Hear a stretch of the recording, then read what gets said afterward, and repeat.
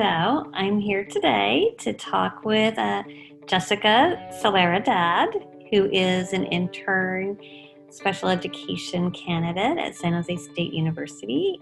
She is teaching a class of students while she's also working on her credential. So she's going to talk to us a little bit today about her experiences moving to virtual instruction. So Jessica, you want to just give us a little bit of background on what that experience has been like for you? Yeah, so we jumped right into distance learning. We had about 2 days of professional developments and prep time, and then we moved right into it pretty fast. And so I've had about a week and a half now where I've been doing distance learning with kids. I've noticed definitely some strengths and then some areas that I need to grow in, and just how I make this work for my special education students. And I've noticed that all of my students are responding differently. So you said you've noticed some areas of strength. So what would some of those be? Could you elaborate a little bit on some of that?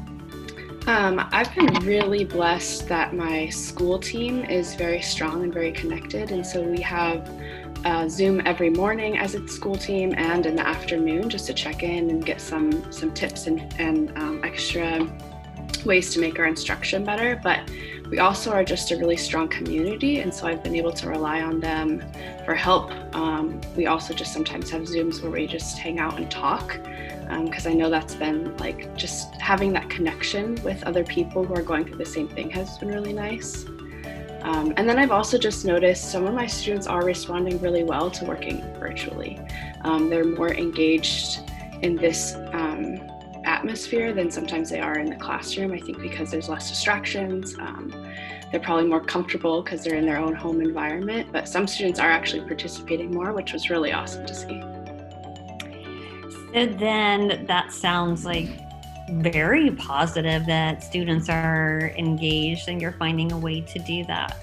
What would you say are some of the challenges that you're experiencing with this? So we've been relying on Google Classroom as the main format for our students, the general education students as well. And I'm finding that my students in particular are having a harder time navigating that alongside their general education peers. It's just a lot of multiple steps they have to follow, a lot of independence that they need. And there's a lot of areas where they need extra support and extra accommodations to be able to access that. And so I've noticed that they're starting to fall behind in that regard. And so I've been trying to work with the teachers and figuring out different systems so that they can still access that material, but that it's beneficial for them. So you've talked a little bit about some of the differences that your particular group of students might be experiencing. How has moving into this virtual world of education really impacted your view on education for all students? I have noticed a difference between families.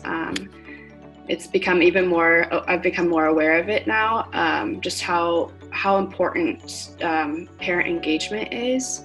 And I know that already is very important, but this has helped me to see that, some families really do value students learning and their education, and they're aware of how important it is, and then others aren't pushing it as much. And so I'm seeing that difference in how students are participating, and if they are coming to our Zoom sessions, or if I'm having to call them and wake them up every day to get them online. Yeah. So given these experiences and the differences that you are noticing, do you think that education is going to need to change in some way if we are going to continue doing this online virtual learning? I think we'll need to find better ways to meet the needs of all students, and students with special needs or English learners. Like the current format that we've been using, I think is good for some students, but not all students are able to access it. And so I think there needs to be some changes made so that all students have equal access. And some of my students don't have internet at home, and so they're not even able to access the Google Classroom and participate in that way. And so it's not equal as it currently stands. So a lot to think about as we are moving forward and ensuring that everybody has the same access.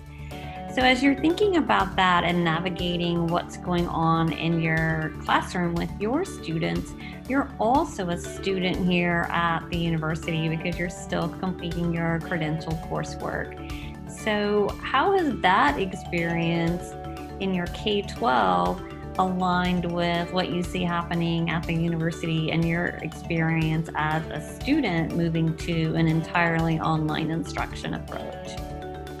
The professors, I think, have really done a great job of modeling this transition. I've noticed that they've been very flexible in moving due dates if needed, or changing assignments or making assignments more focused on the core of that learning experience and reducing some of the workload.